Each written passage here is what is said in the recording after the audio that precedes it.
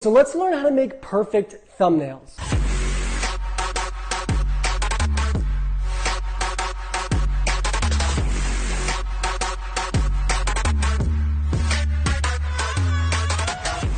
What's going on, everybody? Ryan Melnick back here with another video, and in today's video we are going to be talking about how to create the perfect thumbnails for your videos when you're running Facebook ads for our Shopify stores. Now, we're going to be doing a giveaway today, but I'm doing something a little bit different. We're going to be doing the giveaway after some of this value here, so a little bit later on in the video, which forces you to soak in all of the value here, which is going to be a great thing today because this is going to be an absolute banger. But let's not talk too much about it. We're going to be jumping in to the details of what we need when it comes to a super successful thumbnail and why it is important when it comes to running our Facebook ads when we have a video on Facebook and how we can make it better and all that stuff. I'm rambling, you get the point. So we're going to jump into talking about that, and then I'm going to show you some examples on how we can create a perfect thumbnail. So let's jump in right now, a little sketch pad here. So what makes a good thumbnail? Wow, that's a great question. I'm going to move myself up a little bit here. What makes a good thumbnail? That's a stellar question. I'm going to answer that for you. The first thing first. This is very similar to the first product picture you want on your Shopify store when somebody comes off of Facebook and goes directly to your store. A few different elements, and what I mean by that is a few different elements that you want in the actual picture are very similar when it comes to the thumbnail and as it relates to that first product page picture. The first thing you want is you want the product in use. You want somebody actually using that product on their hair, on their dog, on their self, showing what it does, right? Whatever the product does, showing what it does. You want it in use right then and right there. I'm going to go over why that's important. Second thing we want is human element, right?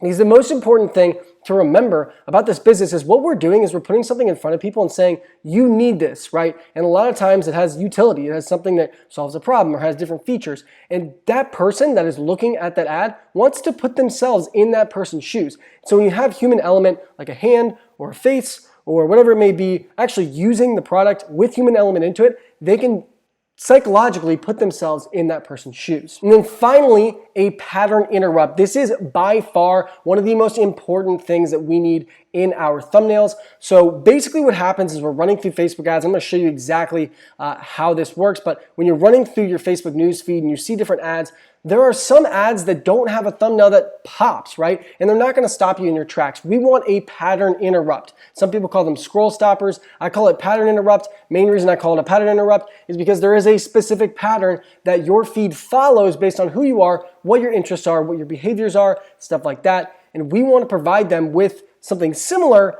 but something that actually disrupts the pattern in their feed. And I'm going to show you exactly what that means. But these are some of the three qualities that you need when it comes to a thumbnail, okay? And we're not just talking through here, we're gonna talk about a little bit of practice in a second here, but the number one most important thing to remember right here, the idea of a thumbnail convince people to watch the actual video, okay? So the idea is we push the thumbnail out on someone's newsfeed, we get them to stop, right? And with that thumbnail, we have now convinced them to stop. And what are they going to do once they stop? They're going to watch the video. So remember, this business is very, very simple when you break it down. You run an ad, okay? When you run an ad, you're trying to get people, when you're pushing a video or a photo, we're talking about videos here, a video on Facebook, you're trying to get people to stop so that they watch the video. Then once they watch the video, you have to push an irresistible offer, do different things to get them to visit the store. And then once they're on the store product page, you have to get them to add it to their cart. And then you have to get them to actually push through to the shipping page. And you have to get them to actually buy it. You get the point. It's a funnel. So what we're doing right here is we're trying to get them to stop and watch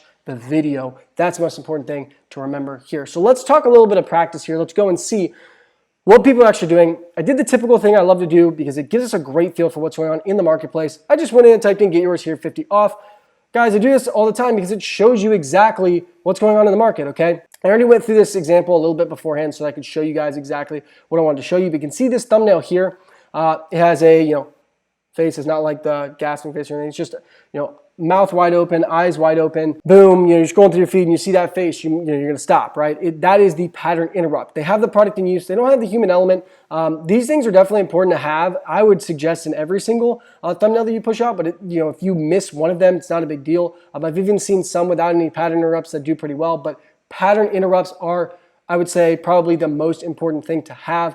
outside of the product in use. But if you're pushing an ad on Facebook and your thumbnail is not the product, I don't know what the thumbnail would actually be, okay, because you want to have the product there. So let's click into this real quick. It's just an ad I saw that had a pretty good thumbnail. Obviously, you just saw the thumbnail. All they probably did, or no, actually, this is different. What a lot of people will do is they'll come in here and they'll take a screenshot of this actual ad. So they'll come into like a major screen here, like a big screen, and they'll take a screenshot, or they'll take a they'll save the video and then take it from their editing software or whatever. But one way you can do it is you can just come in here, and when it's, let's see, we want to get one when it's actually the knife is going through. I don't like, the comics are okay.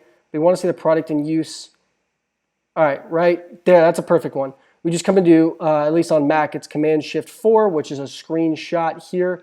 And I'm not going to actually do this one because I've already done it. But if you come in here, we know that our thumbnails are give or take the size of a thumbnail. You can look this up on Google, but I looked it up. It's somewhere, it's around the range of 1200 by, I think it's 900. I think it was 1200 by 900. So it's not equal. So if you come in here and take a screenshot of a 400 by 400, it's not going to scale well, right? You need to find the give or take ratio-wise the right size. So like 900 by 500 or 600 is going to be about right. That's what I did. I literally took this exact video. I did that exact screenshot. And then I came over in a tool called Canva. You don't have to use Canva. It's okay. I don't love it. It's a free tool. You can pay for it, but I don't pay for it. It's just it's average, right? But Canva works, and then you want to come in here and you just upload the image, right? So that's all I did here. Okay, so upload the image. Then all I did here was scale it out. Okay, because what I did was I did a custom size, and I did 1200 by, it is 600, 1200 by 630. You can look that up, Facebook thumbnail size, like it's not that hard. Okay, and you see the product in use right there. You see the human element, and okay, now we want to fill this. We don't want to have any white. We want to fill this out, okay? So we filled this out completely. You have the human element into it. She's within the scope of like sharpening the knife, which we like, because whenever it's like in the midst of doing whatever it's going to do, that's awesome. We want that. So we could put a pattern interrupt here of a gaspy face.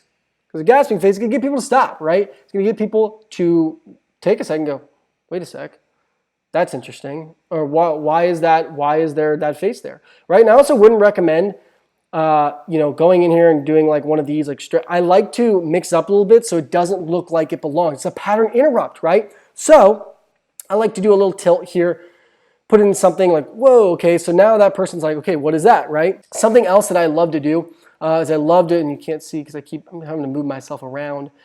I like to do arrows. I like to do circles, right? So let's just call this, we'll do like a circle. And it pinpoints what is going on there. You don't want to do too much here because remember, it only shows for a second there, okay? So it's not like this person's going to be sitting there looking at this forever, but but it is something you want to have something that pops, and you want it to pop off the page, and I'm kind of mumbling here, but you get the point. So yeah, I'd probably want to make that circle bigger, or honestly just get another circle because it's not very big. Yeah, there we go, that's better. Let's cross that one out real quick. And we could also do like an arrow pointing down, like saying like, oh, look at this, right? But we're going to change that to something that pops off the page. A white doesn't really pop, maybe like a really intense red. There you go. Because that doesn't belong. It's a pattern interrupt. It's weird, right? Boom. All right, so we've got this, and we've got the pattern interrupt. Maybe you want to pull this down a little bit. I would say both of these are really a pattern interrupt because they both don't belong, but they're going to make people stop, which is going to increase your click-through rate, which means more people, percentage-wise, are going to click through to your website. That's the point. Remember, the number one thing that we're focusing on when we're creating a thumbnail like this is we want to get people to the site, because then we can convert them later on. The more people you get to the site at a cheaper cost, the more money you will make. The question is, how do you get this picture? Okay, we can get it in the video that you're actually running.